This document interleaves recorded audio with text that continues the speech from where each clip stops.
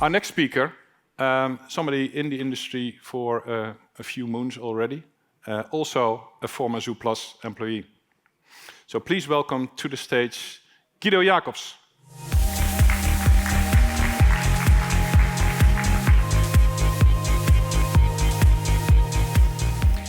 Well, good evening, everybody. I'm the last one today, so I promise.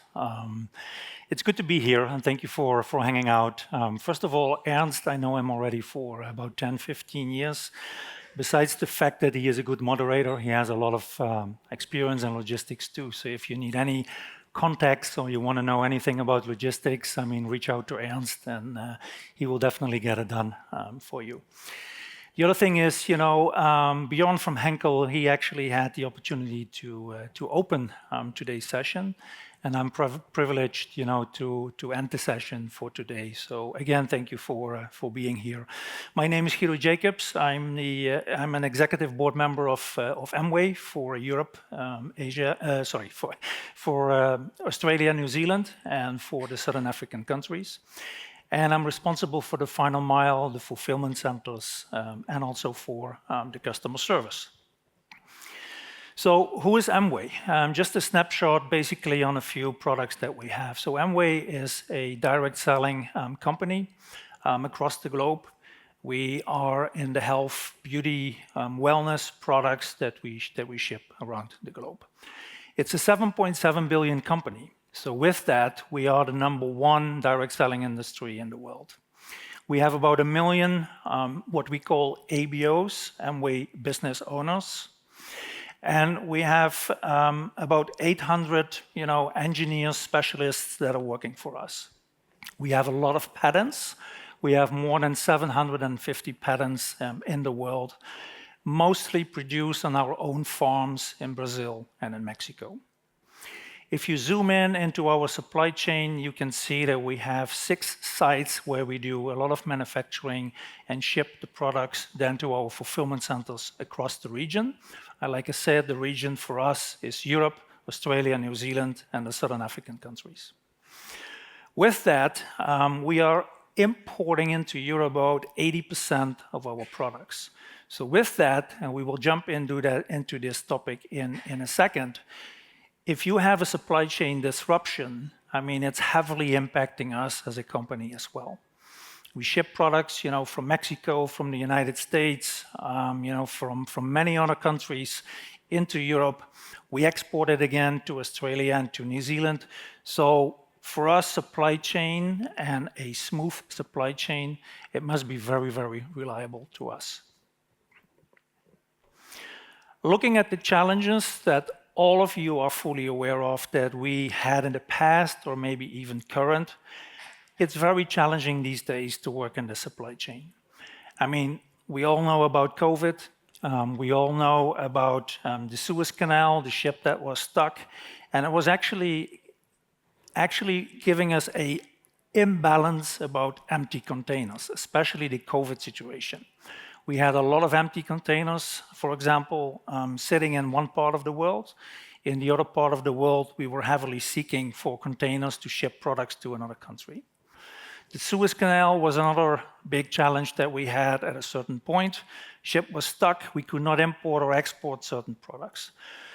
I'm not going to mention all the issues that we are listed here, but I'm just trying to explain to you, you know, a couple of reasons what actually were the disruptions in the supply chain over the last couple of years. Recently, I mean, it's hitting our supply chain as well in a negative way. You know, we have the pirates that are attacking ships. So the ships are actually now taking a different route. So with that, we are also seeing longer lead times. So how to respond actually to the disruptions that we have? So businesses must navigate disruptions in the financial and in operational challenges. And they need to do so while rapidly addressing the needs of their people, customers and suppliers. With the right actions, supply chain leaders can turn massive complexity and disruption into meaningful change. Businesses need to create value change with long-term resilience. This requires holistic approaches to managing the supply chain. Companies must build in sufficient flexibility to protect against future disruptions, and they need a responsive and resilient risk management and operations capabilities. That capability should be technology-led. It should leverage platforms that support applied analytics, artificial intelligence, and machine learning. It should also ensure end-to-end supply chain transparency. This will make risk response an integral part of the business protocols. So the 5 supply chain priorities that, to my personal opinion, are super important is put people first. I think all of us have a challenge these days to find the right people in the right seat. So we need to keep the people healthy, we have to make them happy, we have to make that we educate the people in a professional way and make sure that they are ready for any kind of a disruption that could come. The second one is we need to leverage the data to improve the visibility. We all know, or we all want, that the minute we release a purchase order, that we have kind of visibility in the manufacturing process. Wouldn't it be cool that you have access, to your vendor who is doing the production and the manufacturing to see what the status is of your order? Because with that visibility, you can predict any kind of an inbound. You can predict the lead time and anything more coming out of this data. The third one is to define the segmentation to prioritize demand. Carefully analyze demand and define priority in the micro segments. Number 4 is to build a sales and an operational SWAT team, because you need a team that is kind of ready for what's coming. We don't know what's coming, but you need a team that you want to mobilize the minute there is a disruption to your supply chain. And then last but not least, you need to evaluate the supply chain scenarios. You need to run simulations to predict when and where excesses or shortages are likely to occur. Run end-to-end scenarios to identify optimal operational metrics. The 5 key logistics actions, like I already mentioned, is to improve your visibility.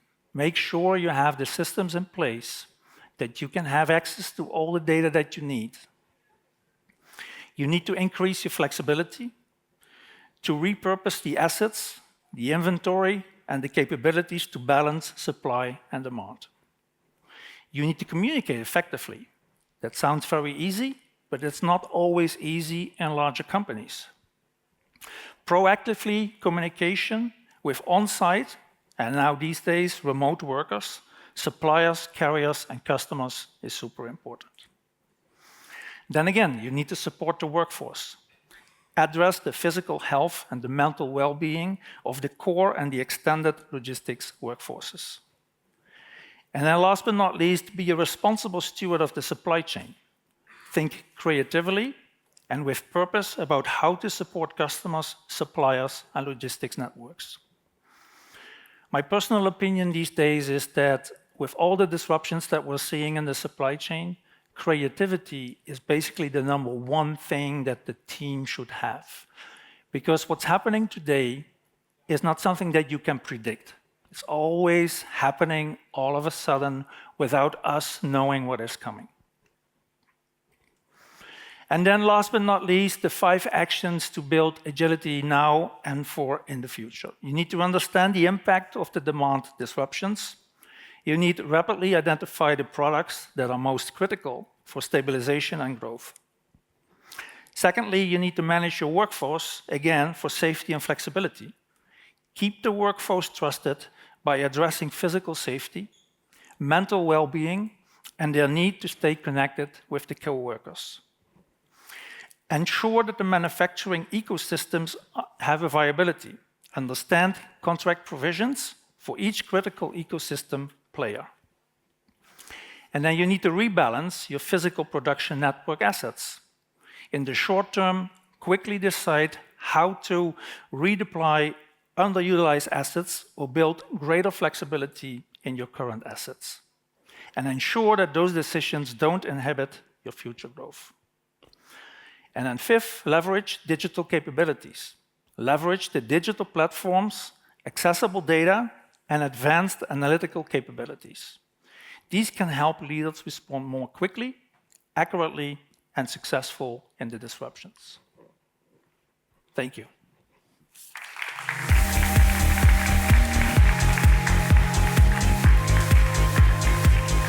Well, thank you very much, Guido. That was a great sort of insight in your current processes and also how you also would like to advance that with your team. I really appreciated that. You probably figured out that you get the same question as the other two. So what are you most proud of with your team? I'm actually proud of my team. So with all the disruptions that we had and that we faced over the last couple of years, my team is very flexible and creative. And maybe if the one is not that creative anymore, the other one will help the other person to become creative. So, with all the movements that we have around the globe, we are facing challenges almost every single day, like many of you guys as well. So I'm super proud of the team that they are always willing to help, to jump in, even though, if one of the fulfillment centers is maybe not equipped for some of the activities they typically do, but all of a sudden they become very creative. They come to the fulfillment center on Saturday or Sundays and they will just make it happen. So it's maybe something easy to explain, being proud of your team, but I'm actually super proud of my team. Thank you very much. Guido Jacobs, ladies and gentlemen.